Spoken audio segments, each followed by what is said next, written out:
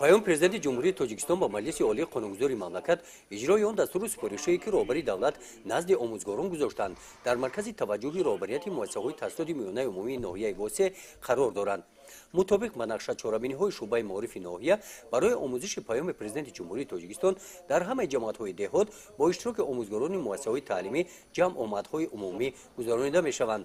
جمع آمد آموزگاران مؤسسه‌های تحصیلات میانه عمومی حدود جماعت دهات به نام میرزا علی وایسف در مکتب اینترنت خوانندگان بالایوقت دهه کدوچی برگزار گردید. وابسته به اختصاص از روی فنها در صنفخانه‌ها آموزگاران جمع آمده اوید به اصول‌های فعال تعلیم گذراندن مشغولیت‌های درسی و با این راه بلند برداشتن سطح و صفت دانش خوانندگان اندیشه‌های خود را بیان نمودند. قید کرده شد که استفاده از اصول‌های فعال تعلیم و جهانبینی و مستقلیت اندیشرانی و آزاد فکرانی کودکان تاثیر خوب می‌رساند.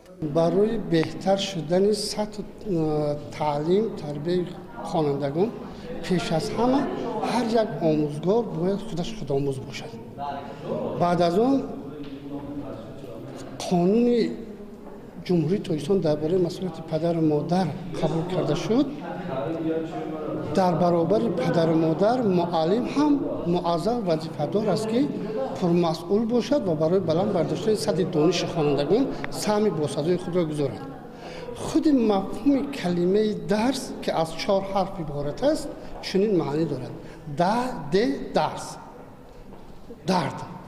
یعنی باید معلم و خواننده کسلمند، بیمار، تشنه علم باشد و معلم تواند که به درد خواننده دوا بخشد، یعنی او را باسواد گرداند. اصالت یعنی وی وظیفه دار است که مسئولیت بلند حس کند و در تعلیم و تربیت خواننده فعال باشد. ریاضت یعنی این معنی رنج را دارد. تا رنج نکشد معلم، خواننده و شاگرد و با سواد و با علم نمی شود. 3 این سیاست است. هر یک آموزگار باید در برابر درس دادن در صنفخانه باید سیاست خودش را داشته باشد.